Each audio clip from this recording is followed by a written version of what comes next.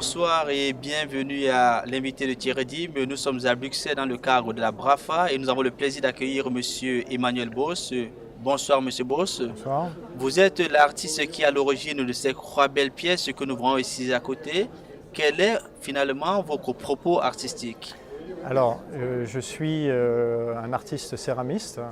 Je me dédie au travail avec la porcelaine et en particulier avec l'émail. Je suis fasciné par la capacité qu'un émail sur une porcelaine a créé une profondeur. Et c'est cette profondeur que je recherche. Alors cette profondeur, elle est souvent créée, d'après moi, par le caractère imprévisible, accidentel même parfois, de l'émail et de la cuisson céramique qui se fait donc dans le cas de la porcelaine de très haute température, de l'ordre de 1300 à 1400 degrés. Voilà. Quand on regarde par exemple ici, on voit par exemple que si on prend le cas de ces trois œuvres, on a Ouais. une forme qui est curvée et aussi rectangulaire. Est-ce que c'est Alors, fait exprès? alors c'est oui et non. Voilà, donc il y a une forme de base qui est le rectangle que j'ai choisi justement pour ce caractère minimaliste exact. Et je fais passer en fait ce rectangle à l'épreuve du feu céramique. Voilà, pour démontrer justement la richesse de l'imprévisible en céramique et provoquer des accidents qui sont pour moi la source de l'émotion artistique, voilà, de la porcelaine et dans mon travail. Voilà, donc en particulier là, sur cette pièce-ci, elle a été fendue au milieu lors de sa réalisation et l'émail est venu comme ça créer une piscine en la recouvrant complètement et en laissant comme ça un fossile de cette fente dans laquelle je trouve, enfin, qui suscite, je trouve, une émotion artistique importante. Voilà. D'où vous vient alors finalement l'inspiration?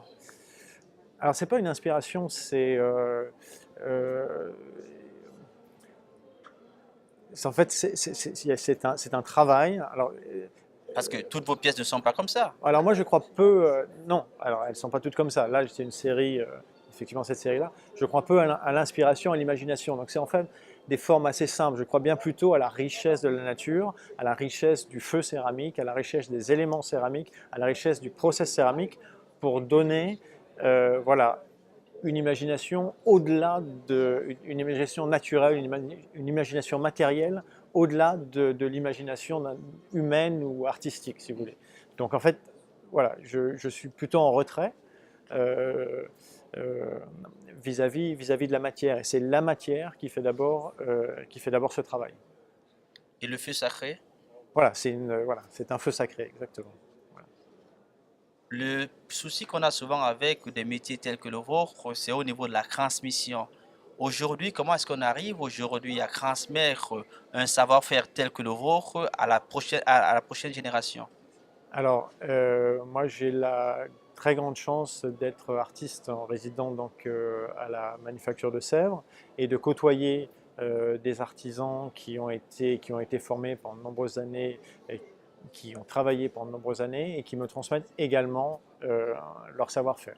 Donc, la réalisation de ces pièces, elle est aussi due à cet échange, à cette transmission, ce contact entre l'artiste, entre le céramiste et ces artisans d'art et euh, ces talents, euh, ces talents d'exception.